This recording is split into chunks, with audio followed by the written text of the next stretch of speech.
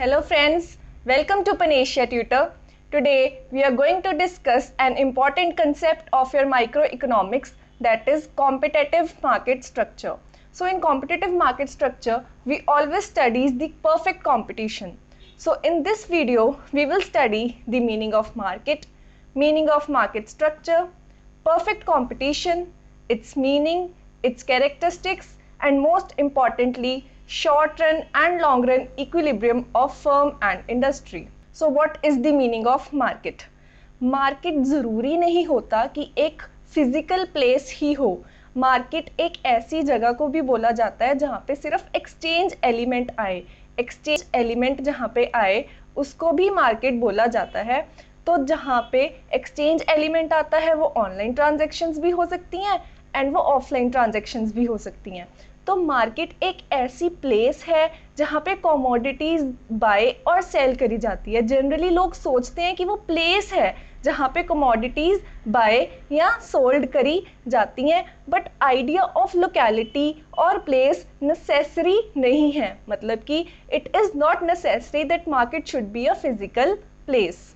So market is commonly thought of a place where commodities are bought and sold and where buyers meet. In fact, in economics, it is not a place. So you should remember that when we study economics, we did not take element of place in the market. So there are various types of market structures. Commonly, we divide market structure into competitive market and non-competitive market. So either perfect competition or either imperfect competition. In imperfect competition, we study monopolistic competition and oligopoly. So there are mainly four types of market structure, that is perfect competition, monopolistic competition, oligopoly, monopoly, and we also study duopoly, D-U-O-P-O-L-Y, duopoly. So next is market structure. So what is market structure? The selling environment in which a firm produces and sells its product is called a market structure. 3 characteristics से mainly इसको define करा जाता है. वो 3 characteristics कौन से हैं कि कितनी नंबर ऑफ फर्म्स हैं उस मार्केट में, कितनी ईज है एंट्री एंड एग्जिट की, कितनी डिग्री है प्रोडक्ट डिफरेंशिएशन की. जब ये 3 कैरेक्टरिस्टिक्स हम इंक्लूड कर लेते हैं और ये 3 कैरेक्टरिस्टिक्स से हम मार्केट को स्टडी करते हैं तो उसको बोला जाता है market structure. Next we are going to study our main concept, that is perfect competition. So perfect competition एक ऐसी मार्केट है जहाँ पे large number of buyers and sellers होते हैं और वो होमोजीनियस प्रोडक्ट सेल करते हैं या फिर प्रोड्यूस करते हैं. So perfect competition is a type of market where there are large number of buyers and sellers selling homogeneous product. But different economists have given different definitions of perfect competition. If I say the definition according to John Robinson is perfect competition prevails when the demand for the output of each producer is perfectly elastic. So John Robinson के कहने का मतलब है कि जो perfect competition है वो ऐसी मार्केट है जहाँ पे डिमांड क्या होती है, परफेक्टली इलास्टिक होती है. परफेक्टली इलास्टिक का मतलब क्या है कि जो प्राइस है वो सेम है पर जो डिमांड है वो उसी प्राइस पे इनफाइनाइट भी हो सकती है. जो परफेक्ट कंपटीशन है वहाँ पे कोई भी बैरियर नहीं होता एंट्री और एग्जिट में. तो यहाँ पे क्या होता है, यहाँ पे फ्री एंट्री होती है, यहाँ पे हम फ्री एग्जिट भी कर सकते हैं. So a perfect competition market is that type of market in which the number of buyers and sellers is very large. All are engaged in buying and selling of homogeneous product. मैंने आपको पहले भी बताया था, यहाँ पे large number of buyers and sellers होते हैं जो homogeneous product को sale करते हैं, but यहाँ पे कोई भी artificial restrictions नहीं होती और यहाँ पे perfect knowledge होती है buyers को भी और sellers को भी. Now our next concept is characteristics of perfect competition. First one is large number of buyers and sellers. ये हमने पहले भी डेफिनेशन में भी पढ़ा है परफेक्ट कंपटीशन की कि परफेक्ट कंपटीशन में large number of buyers and sellers होते हैं. और इसकी इम्प्लीकेशन ये है कि जब लार्ज नंबर ऑफ बायर्स होंगे तो कोई भी एक सिंगल बायर ऐसा नहीं होगा जो प्राइस को इन्फ्लुएंस कर सके, और अगर लार्ज नंबर ऑफ सेलर्स होंगे तो कोई भी एक सिंगल सेलर ऐसा नहीं होगा जो प्राइस को इन्फ्लुएंस कर सके. जब मार्केट में large number of buyers and sellers होंगे तो बायर्स के हाथ में भी नहीं होगा प्राइस को चेंज करना और सेलर्स के हाथ में भी नहीं होगा प्राइस को चेंज करना। सो जो प्राइस होगा वो मार्केट डिटर्मिन करेगी, मतलब मार्केट फोर्सेस डिटर्मिन करेंगी। मार्केट फोर्सेस कौन कौन सी? Demand and supply. So in perfect competition, there are always identical and homogeneous product. All the sellers in perfectly competitive market supply an identical product. In other words, the products of the all competitive firms are the same. Same product सभी firms supply करती हैं, तो यहाँ पे जो price होगा वो भी फिक्स्ड होगा, जो मार्केट फोर्सेस डिटरमिन करेंगी। सभी सेलर सेम प्राइस ऑफर करेंगे और सभी बायर्स सेम प्राइस पे बाय करेंगे। Next is free entry and exit of firms. जो मोनोपोली है, मोनोपोली में क्या होता है, गवर्नमेंट की कुछ रिस्ट्रिक्शंस होती हैं कि कुछ फर्म्स एंटर नहीं कर सकती ड्यू टू पेटेंट राइट होते हैं, कॉपी राइट्स होते हैं। तो कुछ ऐसी रिस्ट्रिक्शंस होती हैं जिनकी वजह से मोनोपोली में फर्म एंट्री नहीं कर सकती इजीली और एग्जिट भी नहीं कर सकती। But perfect competition is such a market situation in which there is no barrier of entry and exit from the market. The firm should be free to enter or leave the firm. If there is a hope of profit, firm will enter in the industry, and if there will be the hope of loss, the firm will leave the industry. So in the long run, firm will always earn normal profits. Short run में ऐसी situation हो सकती है कि firms super normal profits या फिर abnormal losses या फिर जिसको कहते हैं मिनिमम लॉसेस वो इनकर कर सकें। बट लॉन्ग रन में फर्म्स हमेशा नॉर्मल प्रॉफिट्स ही अर्न करेंगी। ये हम फर्म के इक्विलिब्रियम में इसको डिस्कस करेंगे डिटेल में। Perfect knowledge of the market. Our next characteristic is perfect knowledge of the market. So perfect knowledge का मतलब क्या है कि जो बायर्स हैं उनको भी कंप्लीट नॉलेज है regarding the price, regarding the product, and sellers हैं उनको भी फ्री नॉलेज है, परफेक्ट नॉलेज है regarding the taste of the buyers, regarding the price of the raw materials they are using. तो उनको सभी की सभी नॉलेज है। तो ये परफेक्ट कंपटीशन एक ऐसी एजम्पशन लेके चलती है कि बायर्स के साइड पे भी परफेक्ट नॉलेज है एंड सेलर्स के साइड पे भी परफेक्ट नॉलेज है। Next one is perfect mobility of these factors of production and goods. इसका मतलब ये है कि फैक्टर्स एंड गुड्स एक जगह से दूसरी जगह पे परफेक्ट ट्रांसफर कर सकते हैं without any barrier. There should be a perfect mobility of goods and factors between the industries. Goods should be free to move to those places where they can fetch the highest price. तो जब perfect mobility होगी between the factors and price, तो उससे क्या रहेगा, price same रहेगा for all the buyers and all the sellers will charge the same price. Next characteristic is perfect competition among buyers and sellers. अब जो buyers हैं उनमें भी परफेक्ट कंपटीशन एग्जिस्ट करता है और जो सेलर्स हैं उनमें भी परफेक्ट कंपटीशन एग्जिस्ट करता है। In this purchasers and sellers have got complete freedom for bargaining, no restriction in charging more और demanding less, competition feeling must be present there. Next characteristic is absence of transportation cost. So यहाँ पे हम assume करके चलते हैं कि transportation cost निल है, goods को ट्रांसपोर्ट करने की कॉस्ट एक जगह से दूसरी जगह पर निल है। तो जब हम नेग्लिजिबल ट्रांसपोर्ट कॉस्ट और निल ट्रांसपोर्ट कॉस्ट अज्यूम करके चलते हैं तो हमेशा क्या रहेगा, उस गुड का प्राइस सेम रहेगा, सभी सेलर्स उस गुड का प्राइस सेम चार्ज करेंगे और सभी बायर्स उस गुड को सेम प्राइस पे बाय करेंगे। So we have to keep in mind, due to absence of transportation cost, there is uniformity of price all over the market. जहाँ जहाँ पे भी वो मार्केट है वहाँ पे uniformity रहेगी prices में। So when we study perfect competition, we study its main characteristics. Those main characteristics are large number of buyers and sellers, homogeneous products, free entry and exit, perfect knowledge of prices and technology, no transportation cost, and no artificial restrictions. When all these elements or all these characteristics include, we call that type of market as perfect competitive market. Next concept is pure competition. Many times the question of pure competition or question from pure competition has been asked in the exam. So what is pure competition? When we include 4 characteristics in perfect competitive market, or we exclude other characteristics from perfect competitive market and include only 4 characteristics, that market becomes pure competitive market. So उस market को क्या बोला जाता है? Pure competitive market. तो वो 4 characteristics कौन कौन से हैं? First one is very large number of buyers and sellers. Second one is standardized product, जो प्रोडक्ट है वो स्टैंडर्डाइज्ड होना चाहिए।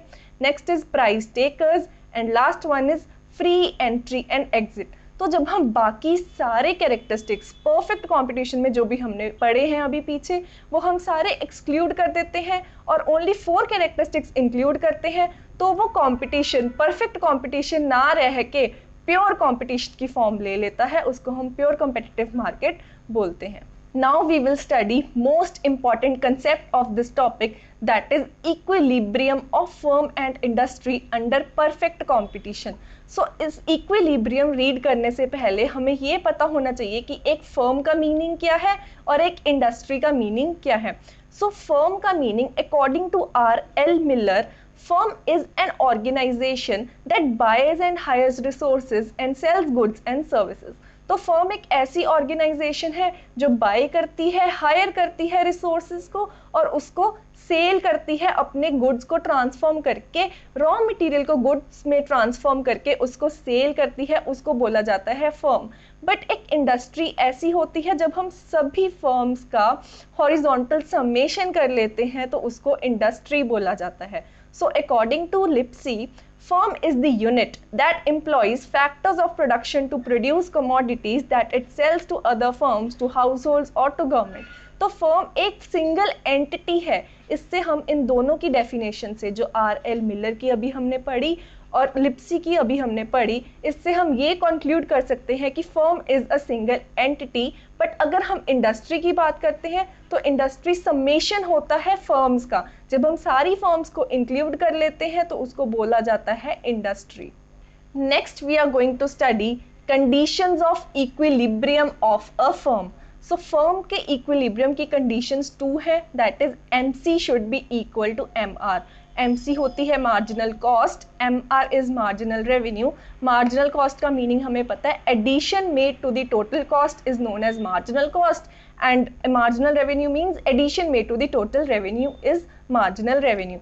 In other words, if I say the meaning of marginal cost, it will mean that when I employ an additional unit of factor of production, the additional unit incurs the additional cost which is known as marginal cost. And if I say the meaning of marginal revenue, the additional sale of my unit and from that sale or the revenue will be generated is known as marginal revenue. So there are 2 conditions of equilibrium of a firm, that is MC should be equal to MR and MC should cut MR from below. We can see this equilibrium condition in the diagram. In panel A, you all can see that AR is equal to MR which is equal to price. अब AR होता है average revenue, MR होता है marginal revenue. तो perfect competition में हमें पता है कि AR MR के इक्वल होता है, जो प्राइस के इक्वल होता है। जो MC होती है वो हमारी यू शेप्ड होती है। अब MC A पॉइंट पे भी इक्वल है एंड B पॉइंट पे भी इक्वल है MR के, बट B पॉइंट पे एक ऐसी सिचुएशन है जहाँ पे MC MR को फ्रॉम बिलो कट कर रही है। अगर मैं A पॉइंट पे देखूं तो A पॉइंट से पहले क्या है, मार्जिनल कॉस्ट हायर है मार्जिनल रेवेन्यू से। जब मार्जिनल कॉस्ट मार्जिनल रेवेन्यू से हायर है तो फर्म को लॉसेस होंगे और फर्म लॉसेस इनकर करेंगी, पर फर्म एक ऐसा डिसीजन लेंगी कि हम कोई बात नहीं, आगे प्रोडक्शन करके देखते हैं कि आगे हमें क्या बेनिफिट होता है। तो आगे फर्म प्रोडक्शन करेगी, जब और यूनिट्स प्रोड्यूस करेंगी तो एक ऐसा पॉइंट आएगा जैसे ए पॉइंट जहाँ पे मार्जिनल कॉस्ट मार्जिनल रेवेन्यू की इक्वल हो जाती हैं और फर्म को सिर्फ नॉर्मल प्रॉफिट्स मिलते हैं। बट जब फर्म आगे और प्रोडक्शन करती है तो due to economies of scale marginal cost fall होनी शुरू हो जाती है। जब मार्जिनल कॉस्ट कम है मार्जिनल रेवेन्यू से तो क्या होगा, सारा का सारा प्रॉफिट होगा फर्म को। जो हमारा आपको डायग्राम में ए बी पोर्शन दिख रहा है वो ए बी पोर्शन में क्या है, फर्म को प्रॉफिट्स हो रहे हैं, तो फर्म और प्रोडक्शन करेगी। फर्म अपनी प्रोडक्शन को OM1 तक एक्सटेंड करेगी। OM1 के ऊपर फिर क्या हो जाता है, MC MR के इक्वल हो जाती है। अगर फर्म इससे ज़्यादा प्रोडक्शन और करती है तो फर्म को लॉसेस होंगे क्योंकि MC MR से एक्सीड कर जाती है। तो फर्म सिर्फ OM1 तक ही प्रोडक्शन करेगी, उससे ज़्यादा फर्म प्रोडक्शन नहीं करेगी। Now next we are going to study is short run equilibrium of a firm. So इसकी कुछ assumptions हैं, वो assumptions आपको mind में रखनी है. आपके एग्जाम में पूछ लेते हैं कि कोई क्वेश्चन दे देंगे कि इसमें से बताओ कौन सी assumptions नहीं है, या फिर क्वेश्चन ऐसे आ जाएगा कि इसमें से कौन सी assumptions हैं short run equilibrium की. So क्या assumptions हैं short run equilibrium की? First one is all firms use homogeneous factors of production. Homogeneous factors of production है मतलब अगर एक फर्म के पास फर्म ए है और एक फर्म बी है, फर्म ए के पास भी वैसी लेबर है तो फर्म बी के पास भी सेम वैसी ही लेबर होनी चाहिए. Next one is firms are of different efficiency. Firms की अपनी अपनी डिफरेंट एफिशिएंसीज हैं. Next is cost curves of firms vary from each other. Cost curves भी सबकी अलग अलग हैं. All firms sell their products at the same price determined by demand and supply of the industry, so that price of the firm is equal to its average revenue and it should be equal to its marginal revenue. Firms produce and sell differentiated quantities. तो यहाँ पे हम firm का जो short run equilibrium है वो हम कैसे एक्सप्लेन कर सकते हैं? We will see in next slide. Mainly, there are two approaches to study the equilibrium of the firm. MRMC approach and TRTC approach. First we have seen MRMC approach before these slides. So there are three conditions in MRMC approach. मैंने आपको पहले भी बताया था MRMC approach में 3 conditions होती हैं. वो कौन कौन सी हैं? First one is supernormal profits, second one is normal profits and third one is minimum losses. तो हम इन सब को डिटेल में डिस्कस करते हैं. First one is supernormal profits. तो सुपर नॉर्मल प्रॉफिट्स एक ऐसी कंडीशन है जहाँ पे जो एवरेज रेवेन्यू है फर्म का वो ज़्यादा होगा एवरेज कॉस्ट से at equilibrium quantity and price. तो हमें पता है फर्म का इक्विलिब्रियम कहाँ पे आता है? जहाँ पे एमआर एमसी के इक्वल हो जाती है और एमसी एमआर को कट करती है फ्रॉम बिलो. तो वो एक ऐसा पॉइंट है इस डायग्राम में ई पॉइंट पे एमआर एमसी के इक्वल है और एमसी एमआर को कट कर रही है फ्रॉम बिलो. तो ये फर्म का इक्विलिब्रियम लेवल हो गया. अब इस इक्विलिब्रियम लेवल पे जो फर्म की short run average cost curve है वो नीचे है एवरेज रेवेन्यू से. तो एवरेज रेवेन्यू यहाँ पे मार्जिनल रेवेन्यू के इक्वल है हमें पता है. तो जब short run average cost curve below है एवरेज रेवेन्यू कर्व के तो एक पोर्शन आ गया यहाँ पे PHFE. वो पोर्शन हो गया फर्म के सुपर नॉर्मल प्रॉफिट्स. अब ये सुपर नॉर्मल प्रॉफिट्स कैसे आए? जो सारा का सारा पोर्शन है OPEM ये फर्म के रेवेन्यूज हैं. इन रेवेन्यूज में से अगर फर्म की हम कॉस्ट माइनस कर दें दैट इज OHFM. अब इस कॉस्ट को माइनस करके जो आपका रह जाता है वो रह जाता है PHFE. तो ये जो PHFE का सारा पोर्शन है वो फर्म के प्रॉफिट्स का पोर्शन आ जाएगा that is super normal profits. So next condition is normal profits. Normal profits में क्या होता है कि जब फर्म की एवरेज कॉस्ट उसके एवरेज रेवेन्यू के इक्वल हो जाती है उस पॉइंट को नॉर्मल प्रॉफिट्स का पॉइंट कहा जाता है. तो यहाँ पे फर्म की एवरेज कॉस्ट एवरेज रेवेन्यू के इक्वल है at the point of equilibrium. Point of equilibrium कहाँ पे है? जहाँ पे MC is equal to MR and MC is cutting MR from below. तो यहाँ पे OQ star quantity firm produce करेगी और इस क्वांटिटी के ऊपर फर्म को क्या हो रहा है? नॉर्मल प्रॉफिट्स हो रहे हैं. Next is minimum losses. Minimum losses की कंडीशन वो होती है जहाँ पे फर्म की एवरेज कॉस्ट उसकी एवरेज रेवेन्यू को एक्सीड कर जाती है. तो जो उसकी एवरेज कॉस्ट है इक्विलिब्रियम क्वांटिटी के ऊपर और इक्विलिब्रियम प्राइस के ऊपर वो एक्सीड कर रही है. तो यहाँ पे इक्विलिब्रियम का पॉइंट है पॉइंट D और यहाँ पे एवरेज कॉस्ट ज़्यादा है एवरेज रेवेन्यू से. तो जो फर्म की टोटल कॉस्ट है वो यहाँ पे आ जाएगी OP1CQ1 और उसका जो टोटल रेवेन्यू है वो आ जाएगा OP2DQ1. और जब हम उसमें से रेवेन्यू माइनस कॉस्ट कर देंगे तो आपके जो लॉसेस आ जाएंगे वो आ जाएंगे P1, P2, D and C. ये है फर्म के लॉसेस. तो मिनिमम लॉसेस की कंडीशन भी हो गई. तो हमने पढ़ा कि शॉर्ट रन में फर्म को 3 types of conditions firm face कर सकती है that is super normal profits, normal profits and minimum losses. Next we are going to study the shut down point. अब शट डाउन पॉइंट एक ऐसा point है जहाँ पे फर्म एवरेज वेरिएबल कॉस्ट भी नहीं कवर कर पाएगी अपनी और एवरेज फिक्स्ड कॉस्ट भी नहीं कवर कर पा रही है. तो यहाँ पे जो इक्विलिब्रियम का पॉइंट आपको डायग्राम में नजर आ रहा है वो है पॉइंट E. ई पॉइंट पे फर्म इक्विलिब्रियम पे है, यहाँ पे सिर्फ और सिर्फ फर्म अपनी वेरिएबल कॉस्ट कवर कर रही है और फर्म को लॉसेस हो रहे हैं एपीईसी के फर्म को लॉसेस हो रहे हैं क्योंकि फर्म की एवरेज कॉस्ट एक्सीड कर रही है. We all know that difference between average cost and average variable cost is known as average fixed cost. Firm को लॉसेस अभी ई पॉइंट के ऊपर, इक्विलिब्रियम पॉइंट के ऊपर फर्म के लॉसेस सिर्फ equal to average fixed cost हैं. पर अगर फर्म का रेवेन्यू और कम हो जाता है, मतलब ओपी से भी और कम हो जाता है फर्म का रेवेन्यू, तो फर्म को अपनी एवरेज फिक्स्ड कॉस्ट तो पहले ही नहीं कवर कर पा रही थी, अब फर्म अपनी एवरेज वेरिएबल कॉस्ट भी नहीं कवर कर पाएगी.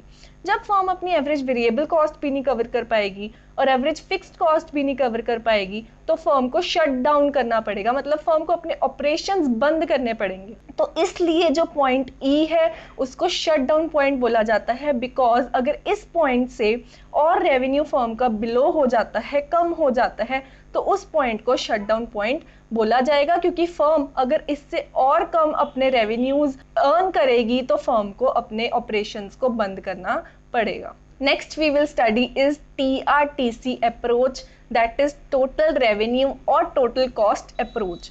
सो total revenue total cost approach में फर्म का इक्विलिब्रियम उस पॉइंट पे आता है जहाँ पे positive difference total revenue and total cost का मैक्सिमम हो. उस पॉजिटिव डिफरेंस को हमें और अर्न करने के लिए या पॉजिटिव डिफरेंस को हमें कैलकुलेट करने के लिए क्या करना पड़ेगा, एक टेंजेंट ड्रॉ करना पड़ेगा.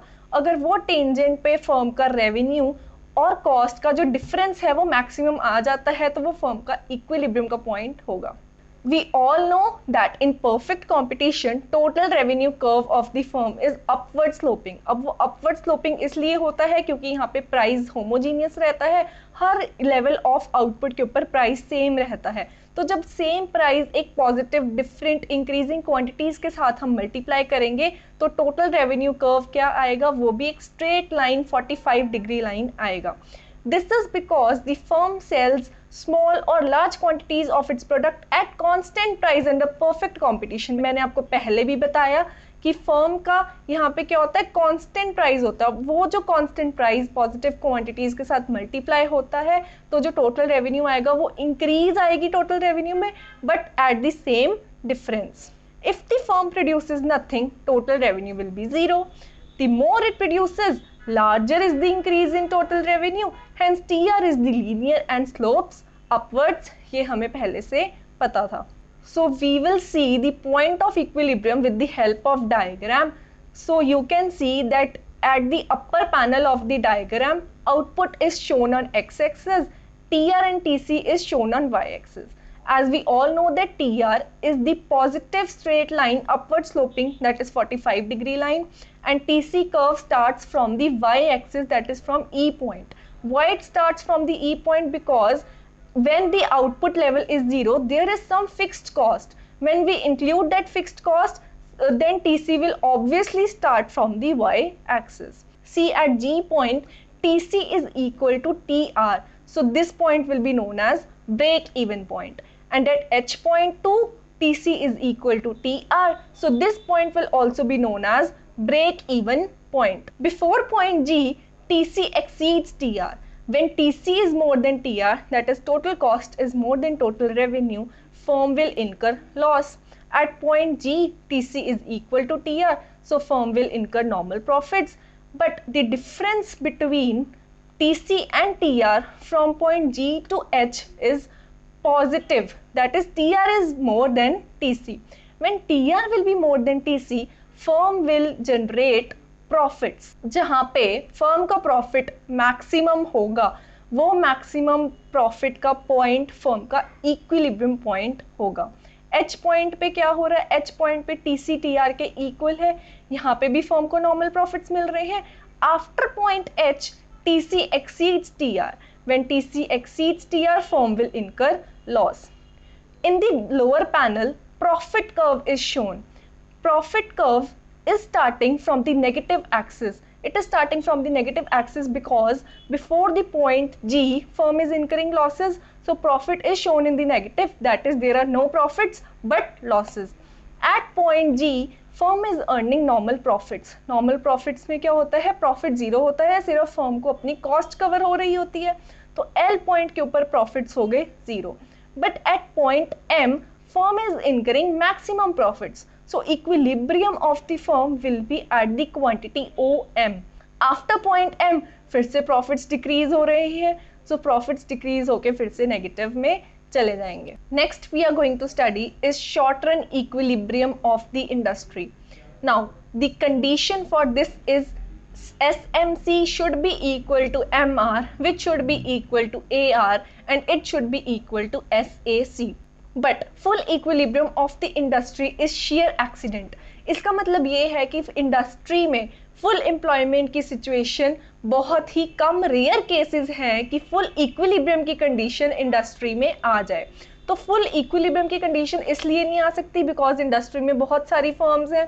कुछ फर्म्स नॉर्मल प्रॉफिट्स अर्न कर सकती हैं, कुछ सुपर नॉर्मल प्रॉफिट्स, एंड कुछ फर्म्स मिनिमम लॉसेस इनकर कर सकती हैं शॉर्ट पीरियड में. तो हर फर्म का अलग अलग हो सकता है, हर फर्म की पोजीशन अलग अलग हो सकती है शॉर्ट रन में. तो यहाँ पे डायग्राम में हमें दिख रहा है कि जहाँ पे डिमांड एंड सप्लाई इक्वल है वो इक्विलिब्रियम का पॉइंट है, और जहाँ पे वो प्राइस डिटरमिन होगा और अगर एवरेज कॉस्ट भी उतनी होगी तो वो वाली फर्म्स नॉर्मल प्रॉफिट्स इनकर करेंगी. But in the panel B it is shown that firm is incurring super normal profits. Super normal profits इसलिए यहाँ पे आ रहे हैं क्योंकि शॉर्ट रन एवरेज कॉस्ट कम है शॉर्ट रन एवरेज रेवेन्यू से. तो जो प्रॉफिट्स का पॉइंट है वो है PTSE1. So PTSE1 is the difference between price and average cost. तो जब प्राइस और एवरेज कॉस्ट का बीच का डिफरेंस है वो आ गया सुपर नॉर्मल प्रॉफिट्स, और यहाँ पे इक्विलिब्रियम है E1, इक्विलिब्रियम क्वांटिटी है OQ1. But at the panel C you can see that firm are incurring minimum losses. Minimum losses क्यों इनकर कर रही हैं फर्म? यहाँ पे जो शॉर्ट रन एवरेज कॉस्ट है वो ज़्यादा है शॉर्ट रन एवरेज रेवेन्यू और मार्जिनल रेवेन्यू से. तो यहाँ पे जो लॉसेस है वो है FPGE2. तो इंडस्ट्री में क्या होता है कि कुछ firm super normal profits earn कर सकती हैं, कुछ फर्म्स मिनिमम लॉसेस इनकर कर सकती हैं. इसलिए यहाँ पे full equilibrium of industry share accident है. Now long run equilibrium of the firm. What are the assumptions of long run equilibrium of the firm? Firms are free to enter into or leave the industry.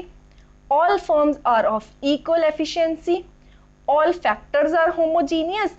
They can be obtained at constant and uniform prices. Cost curves of firms are uniform. The plants of firms are equal, having given technology. All firms have perfect knowledge about price and output. So these assumptions you have to keep in mind. According to the assumptions, equilibrium of the firm in the long run will be determined. So you can see the diagram. E point is the equilibrium of the firm in the long run. So इसमें क्या होता है long run में, हमने अभी पढ़ा कि कुछ फर्म सुपर नॉर्मल प्रॉफिट्स इनकर कर सकती हैं. जब कुछ firm super normal profits earn करेंगी तो उस सुपर नॉर्मल प्रॉफिट से क्या होगा कि जो बाकी की फर्म्स हैं वो भी इन्फ्लुएंस होंगी मार्केट में आने के लिए. जब बाकी की फर्म्स इन्फ्लुएंस होंगी मार्केट में आने के लिए तो जो आउटपुट है वो इंक्रीज हो जाएगी. आउटपुट के इंक्रीज होने के कारण जो प्राइस था वो डिक्रीज होगा, और वो तब तक डिक्रीज होगा जब तक फर्म नॉर्मल प्रॉफिट्स नहीं अर्न कर लेती. पर अगर शॉर्ट रन में क्या हो रहा है, कुछ फर्म्स सुपर नॉर्मल प्रॉफिट्स की बजाय मिनिमम लॉसेस इनकर कर रही हैं. उन मिनिमम लॉसेस से क्या होगा, फर्म्स डिसएडवांटेज में आ जाएंगी और फर्म्स एग्जिट करेंगी मार्केट को. जब फर्म्स मार्केट को एग्जिट करेंगी तो जो आउटपुट का लेवल है वो डिक्रीज हो जाएगा. आउटपुट का लेवल डिक्रीज होने से क्या होगा, प्राइजेस इंक्रीज होंगे. जब प्राइजेस इंक्रीज होंगे तो जो मिनिमम लॉसेस की सिचुएशन है वो दोबारा से तब तक प्राइजेस इंक्रीज होते रहेंगे जब तक वो सिचुएशन नॉर्मल प्रॉफिट्स तक वापस नहीं आ जाती. तो यहाँ पे कंडीशंस क्या होती हैं long run equilibrium of firm की, कि यहाँ पे SMC, LMC, SAC, LAC, AR and MR सभी इक्वल होने चाहिए. In equilibrium, its short run marginal cost must equal to its long run marginal cost as well as its short run average cost and its long run average cost, and both should be equal to MR, which should be equal to AR, which should be equal to its price. The second condition is LMC curve must cut MR curve from below. Both these conditions of equilibrium are satisfied at point E. So in the long run, the firm will be in the equilibrium or at the equilibrium at the point E. So now the last topic is long run equilibrium of the industry. तो industry long run equilibrium पे कब होती है? जब सभी firms normal profits इनकर करें, जब सभी फर्म्स नॉर्मल प्रॉफिट्स अर्न करें. So there is no incentive for firms to leave the industry or for new firms to enter the industry. With all factors homogeneous and given their prices and same technology, each firm and industry as a whole are in full run equilibrium. So यहाँ पे जो price है वो determine हो गया with the help of demand and supply. OP price determine हो गया, OM quantity determine हो गई. अब इस पे जो इक्विलिब्रियम पॉइंट आ रहा है वो है A.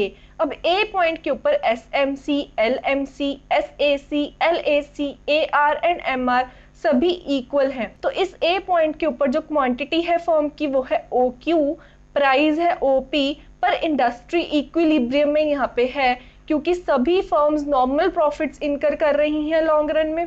जब सभी फर्म्स लॉन्ग रन में नॉर्मल प्रॉफिट्स इनकर करेंगी तो एक इंडस्ट्री की भी एग्रीगेट होके वो नॉर्मल प्रॉफिट्स निकलेंगे. तो यहाँ पे कोई भी फर्म के पास इंसेंटिव नहीं है एंटर करने का इंडस्ट्री में. कोई भी नई फर्म तो एंटर करेगी नहीं क्योंकि पुरानी फर्म्स जो है वो नॉर्मल प्रॉफिट्स अर्न कर रही हैं, तो कोई भी इंसेंटिव नहीं है एंटर करने का. और जो पुरानी फर्म्स हैं उनके पास भी कोई ऐसी बात नहीं है कि वो लीव कर जाए इंडस्ट्री को क्योंकि वो अभी नॉर्मल प्रॉफिट्स इनकर कर रही हैं. अगर वो लॉसेस की सिचुएशन में आती है तो वो थिंक कर सकती हैं कि हाँ हम इंडस्ट्री को लीव कर देते हैं. तो किसी भी फर्म के पास इंसेंटिव नहीं है इंडस्ट्री में एंटर करने का या फिर इंडस्ट्री को लीव करने का. इसलिए जो इक्विलिब्रियम है वो होगा यहाँ पे पॉइंट A के ऊपर. और ये मैंने आपको पहले भी बताया, यहाँ पे सभी कॉस्ट कर्व्स और marginal revenue and average revenue curves equal होंगे. So this is done with our topic. I hope that you have understood this lecture. If you have any query you can write in the comment box, or you can WhatsApp at the given number, or you can always mail at the given ID. Thank you.